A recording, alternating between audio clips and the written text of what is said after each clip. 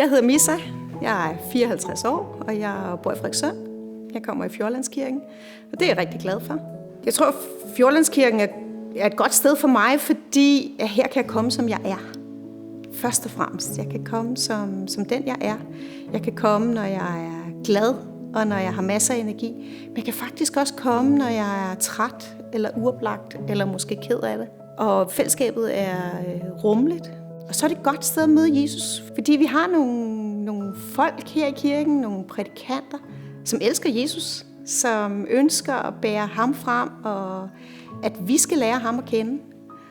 Og det er kombineret med, at vi beder hans ånd om at komme og være hos os. Så sker der en forvandling hos mig. At når hans lys får lov til at skinne på mig,